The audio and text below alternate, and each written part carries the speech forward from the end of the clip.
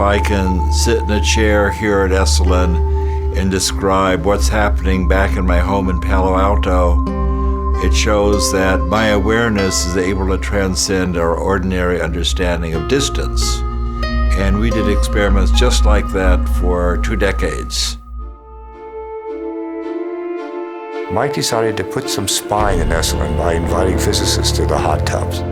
It has been a great vehicle for my work and the work of many others to explore into the undiscovered country. There's way more evidence for psi phenomena than we have for lots of things we take for granted. Bell found a way to talk about reality, the hidden world beneath phenomena. And Bell actually proved something about the hidden world behind phenomena. That's non-local. We all have a second kind of consciousness. That subliminal self is also in touch with the cosmic reality around us. It plays a part in being able to communicate with each other on levels that we do not undertake consciously.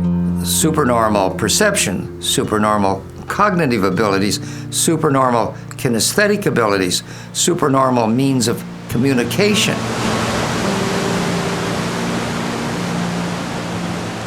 The psyche of each of us is really ultimately commensurate with all there is. And I started seeing the material reality as being very likely virtual reality.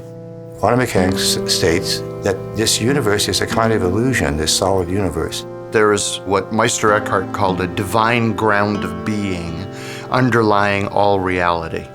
And so everything in the world lifts up out of this divine ground of being the way waves rise up out of an ocean. According to the quantum picture, everything is just mere possibilities. Through a mysterious process which physicists don't understand, some of this becomes actual.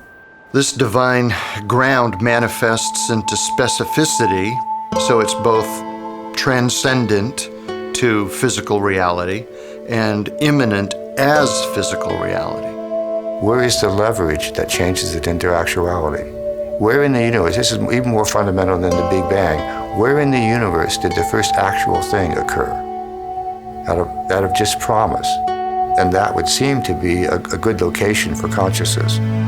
The physical part of being, I think, is a small part of the action, but how the manifestation of consciousness gives rise to physical reality, I'd like to know. Consciousness, or mind, is not something generated by the brain, but something more likely filtered through, transmitted through, reduced by, translated by the brain. If that in fact is the case, the implications are massive.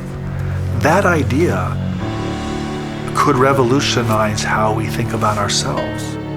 So I know something about the attributes of consciousness. I know psi is real. But do I know what consciousness is? The answer is I don't know. We're not even at the kindergarten stage of explaining consciousness. We're not even playing with blocks yet. We don't know what the blocks are. We're just, goo, goo, goo, da, da, da. That's a stage of consciousness research, even among physicists.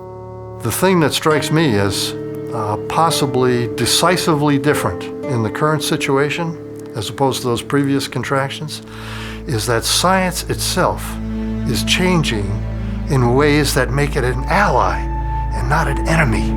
It's wrong to assume that science has somehow shown that all spirituality is nonsense. There are actually things that happen, the psychic kinds of things that we have first-class laboratory evidence for, and they're the kind of things like telepathy that you would think a spiritual being might have. So it's reasonable to be both scientific and interested in the spiritual. These ideas that have been birthed or nurtured at Esalen are ideas of hope, and they're ideas of the future.